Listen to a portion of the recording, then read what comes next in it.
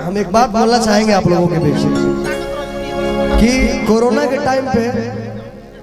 हम दोनों मिले थे पहली बार स्टूडियो में,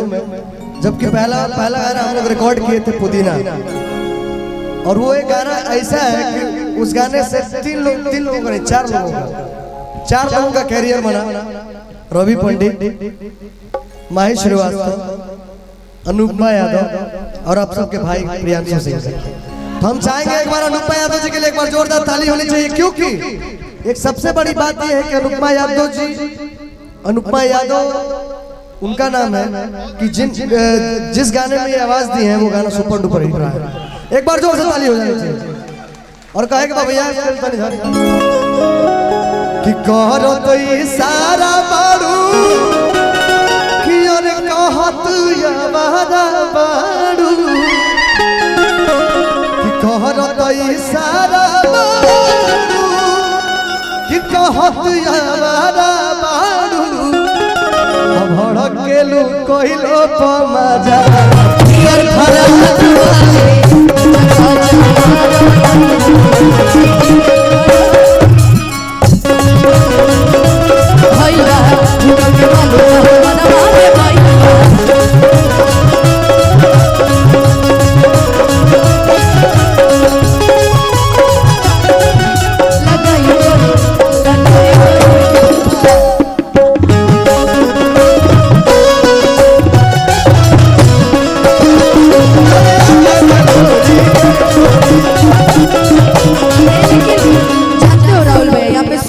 कर रहा था। चलते रहे गोलू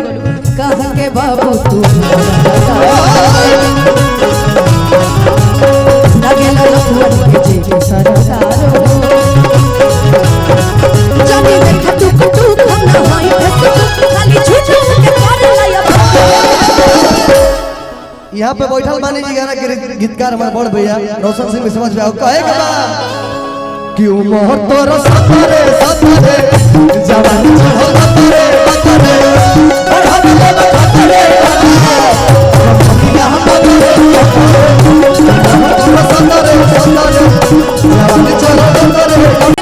फाइनल हो गए लगाने में खबर हो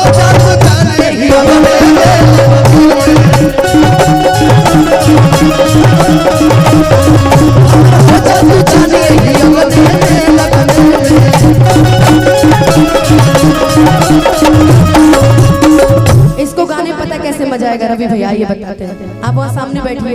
हम आपको इशारा करेंगे, बैठिए सामने बैठिए, इनको हम इशारा करेंगे। देखो ऐसे ए इधर देखिएगा तब ना कि वहाँ का इशारा करने कि हमके पटावे लग फूलवे से अमारब चला के रसगुलवे से बजाइए तो आगे आगे रवि खोई है और पीछे रोशन कवि खोई है और हम आगे आगे आंसू खोई है अब पीछे प्रियांशु खोई है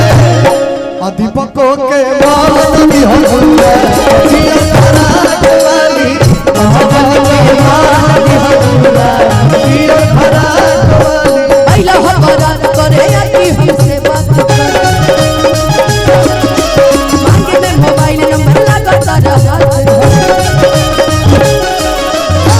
गोरी फूला झाड़े बारू बाबा के पानी जारू गोरी फूला झाड़े बारू बाबा के पानी जारू लगलू पसारे वाली गजब। लेकिन जानते हो इसी में सोना चांदी ले भूखी रुपया ले बुहो करे जा तू करे जा कन्हैया ले बुहो कि सोना चांदी ले भूखी रुपया ले बुहो कि ये करे जा तू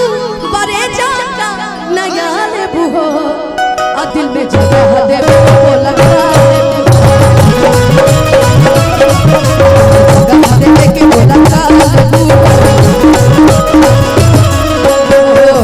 चका